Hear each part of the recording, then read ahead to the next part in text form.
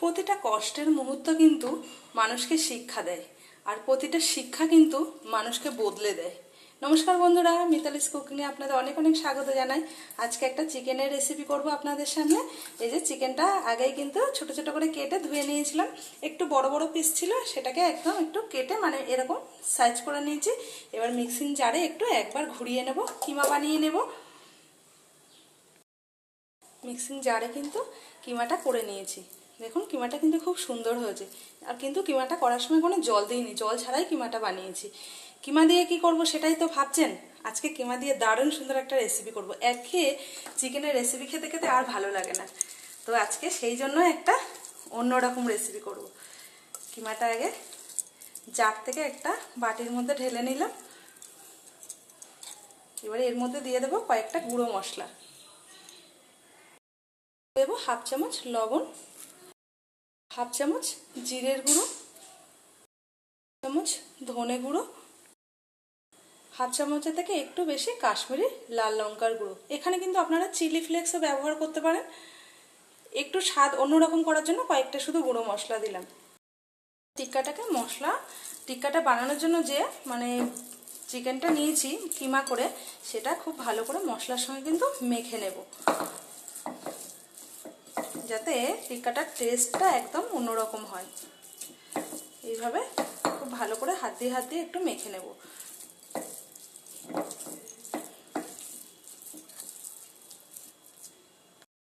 ভালো করে মাংসটার সঙ্গে কিন্তু মশলাগুলো খুব ভালো করে মেখে নিয়েছি। এবারে একটা চামচি নিয়ে নেব। চামচির এদিকটা কিন্তু কাজে লাগাবো। চামচির এদিকটা সামান্য একটু তেল লাগিয়ে নেব, যাতে টিক্কাটা আটকে না যায় চামচির এই রাবারটার সঙ্গে। কোনো স্টিলের রড টাইপের সরু কিছু হলে আঙুলের মতো, সেই ক্ষেত্রে খুবই ভালো হয়। তো সেটা আমার হাতের কাছে নেই বলে আজকে চামচি ব্যবহার করছি।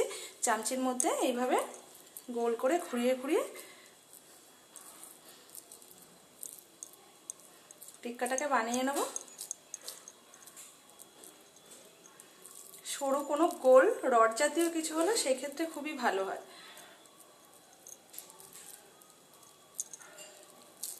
হাত দিয়ে চেপে চেপে এইভাবে একটু মোটা হয়ে যাবে। সরু জাতীয় কিছু হলে সেইখানে কিন্তু খুব ভালো হতো। একটা কিন্তু করে নিয়েছি, একটু মোটা হয়ে গেছে, যেহেতু চামচির এই থিকনেসটা মোটা চ্যাপটা টাইপের, সেক্ষেত্রে কিন্তু একটু মোটা হয়ে গেছে। সরু একটু হলে ভালো হতো এর অর্ধেক, কিন্তু সরু একটা রডের মতো হলে সেটা খুব ভালো হতো। দেখুন চামচি দিয়ে অনেক মোটা মোটা হয়ে যাচ্ছিল, এই জন্য হাতে ট্রাই করছি। হাতে এইভাবে গোল করে প্রথমে এবার এরকম গোল একটু শেপ করে, তারপরে এইভাবে লম্বা করে নিয়ে হাতের মধ্যেই বানিয়ে নিচ্ছি। দেখুন এইভাবে কিন্তু হাতে ডলা দিয়ে দিয়েছি, একটু এরকম হাত দিয়ে এইভাবে এরকম করে নিলাম। দেখুন আমার মনে হচ্ছে চামচির থেকেও কিন্তু ভালো হয়েছে। সরু কোনো একটু জিনিস থাকলে সেই ক্ষেত্রে খুব ভালো হতো। দেখুন এইভাবে হাত দিয়ে করে নিয়েছি। আমার মনে হলো যে চামচির থেকেও হাতে আমার খুব ভালো হচ্ছে।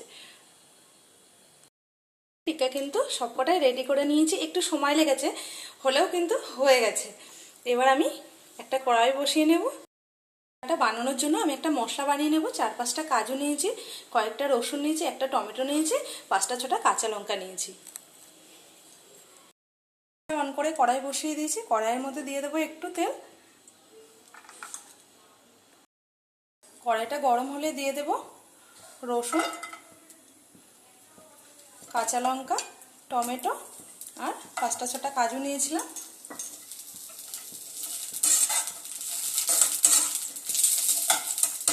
একটু লাল করে নেব, নিয়ে নামিয়ে নেব।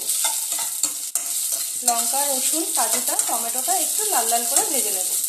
এতে কি হয়, গ্রেভিটা খেতেও খুব ভালো লাগে আর খুব দারুণ একটা সেন্ট আসে।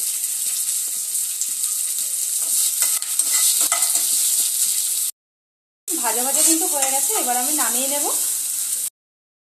ওই মশলাটা নামিয়ে নিয়ে আবারও একটা ফ্রাই প্যান বসিয়ে দিয়েছি টিক্কাগুলো ভেজে নেওয়ার জন্য। দিয়ে তেল দিয়ে দিয়েছি ফ্রাই প্যানের মধ্যে। কিন্তু গরম হয়ে গেছে, এবার টিক্কাগুলোকে দিয়ে দেবো একটা একটা করে।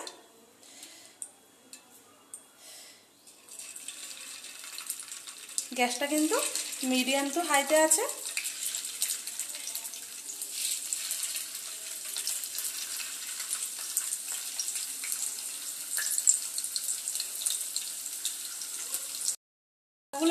একদম লাল করব না, জাস্ট একটু হালকা করে তেলের মধ্যে ভেজে নেব, একদম লাল করব না।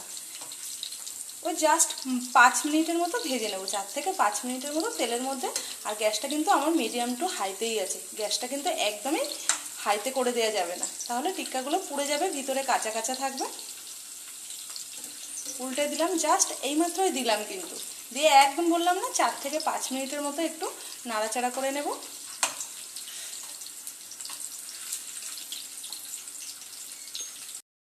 টিক্কাগুলোকে এবার কিন্তু তুলে নেব, একদম পাক্কা 4 থেকে 5 মিনিটে কিন্তু টিক্কাগুলোকে তেলের মধ্যে একটু জাস্ট নাড়াচাড়া করে নিয়েছি। আমি হড়প করে বলতে পারি, চিকেনের এই রেসিপি আগে কখনোই বানিয়ে দেখেননি, একবার হলেও বাড়িতে বানিয়ে দেখবেন, এত দারুণ লাগে। আর একই রকম একঘেয়ে চিকেনের এই রেসিপি খেতে খেতে কিন্তু ভালো লাগে না, যদি একটু উল্টে পাল্টে করা যায় তাহলে কিন্তু খুবই ভালো লাগে, নিজেদেরও মুখের স্বাদটা বদল হয়, আর বাড়ির পরিবারের সবাই কিন্তু খুব খুশি হয় এমন একটু নতুন নতুন রান্না পেলে। কিন্তু দেখুন কথা বলতে বলতে কিন্তু আমি সবগুলো টিক্কাই তুলে নিয়েছি, আর টিক্কাগুলো দেখুন একদম কিন্তু সাদা সাদা ভাব আছে, একদম আমি লাল লাল করে ভাজিনি, জাস্ট বললাম না ওই যে 4 থেকে 5 মিনিট কিন্তু ভেজে নিয়েছিলাম। এবার আবার একটা কড়াই বসিয়ে দিয়েছি, কড়াইয়ের মধ্যে তেল দিয়ে দিয়েছি, দিয়ে দিলাম একটু গোটা গরম মশলা, কিন্তু গোটা গরম মশলা দিয়েছিলাম। আর একটা ভুল করেছি, যেটা আমি আগেই পেঁয়াজটা পেস্ট করে ফেলেছিলাম, মানে মশলার সঙ্গে পেঁয়াজটা ভাজা হয়নি, সেই কারণে কিন্তু পেঁয়াজটা আগে তেলের মধ্যে আমি ভেজে নেব। এখানে 1.5খানা মিডিয়াম সাইজের পেঁয়াজ কেটে রেখেছিলাম, সেটাই কিন্তু পেস্ট করে নিয়েছিলাম, আর ওই মশলাগুলোর সঙ্গে আর পেঁয়াজটা কিন্তু ভাজা হয়নি, সেই কারণে আগেই কিন্তু আমি মশলার মধ্যে পেঁয়াজটাকে ভেজে নিলাম। এখানে বেশি পেঁয়াজ নিইনি, দুটো মিডিয়াম সাইজের, দুটোও না, একটা আবার অর্ধেক কেটেও রেখেছিলাম, কারণ এই রেসিপিতে বেশি একটা পেঁয়াজ লাগে না। 1.5খানা পেঁয়াজ দিলাম, 2 মিনিটের মতো পেঁয়াজ পেস্টটাকে কিন্তু একটু ভেজে নিলাম। এখানে কিন্তু আপনারা চাল মগজও দিতে পারতেন, মশলার সঙ্গে কিন্তু চাল মগজও দিতে পারেন। এবার মিক্সিং জারে যে মশলাটা করে রেখেছিলাম সেই মশলাটাই কিন্তু দিয়ে দেবো।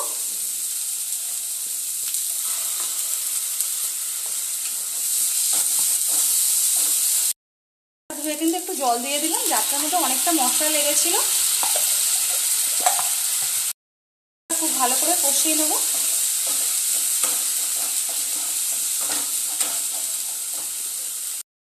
এক চামচ হলুদ, মতো লবণ, 1 চামচ কাশ্মীরি লঙ্কার।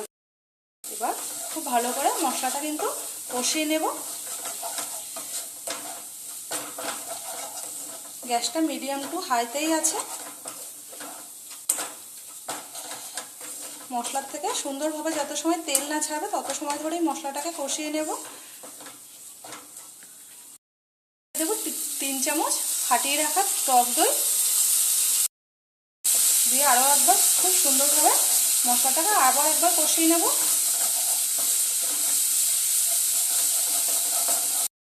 মশলার গা দিয়ে কিন্তু তেল ছাড়া শুরু হয়ে গেছে, এবার আমি বুঝে নিতে হবে যে আমার মশলাটা খুব ভালো করে কষানো হয়ে গেছে, খুব সুন্দরভাবে চারিদিক দিয়ে তেল ছাড়া শুরু করে দিলাম। পরিমাণ মতো জল,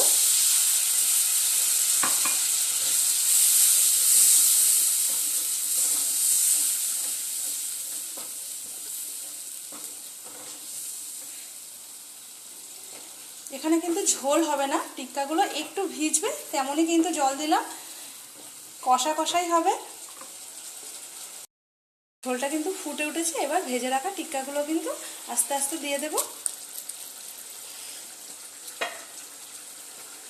দিয়ে একবার নাড়াচাড়া দিয়ে দেব, হালকা হাতে নাড়াচাড়া দেব। এবার ঢাকা দিয়ে দেব।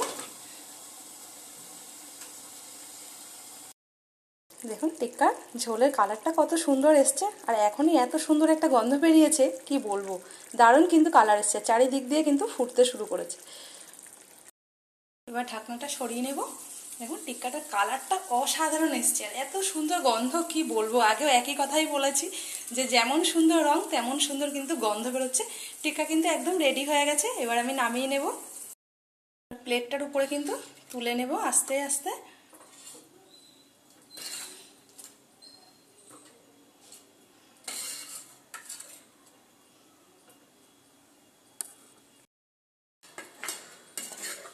আর নামানোর আগে কিন্তু ওপরে একটু গরম মশলা দিয়ে দিয়েছিলাম, শাহি গরম মশলা।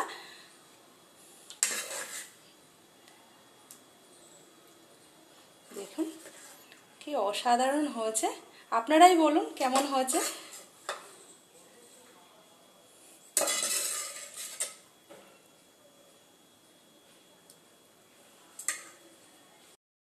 আপনারাই বলুন কেমন হয়েছে। দেখুন এর উপরে কিন্তু আপনারা যারা কাসুরি মেথি পছন্দ করেন এর উপরে কিন্তু কাসুরি মেথিও দিয়ে দিতে পারেন, অসাধারণ একটা গন্ধ আসে। আমাদের বাড়িতে আবার সবাই পছন্দ করে না কাসুরি মেথি, ওই জন্য আবার আজকে দিলাম না। তো বন্ধুরা আজকের ভিডিওটা আপনাদের কেমন লাগলো অবশ্যই আপনারা কমেন্ট বক্সে জানাতে পারেন। আর আজকের ভিডিওটা যদি আমার ভালো লেগে থাকে তো আমার ইউটিউব চ্যানেলটিকে সাবস্ক্রাইব করবেন, ফেসবুক থেকে দেখলে পেজটি ফলো করে নেওয়ার অনুরোধ রইল, আর একটা লাইক কমেন্ট করে পাশে থাকবেন। অবশ্যই অবশ্যই আপনারা ভালো থাকবেন, সুস্থ থাকবেন। আবার খুব শীঘ্রই আপনাদের সঙ্গে দেখা হবে। টাটা।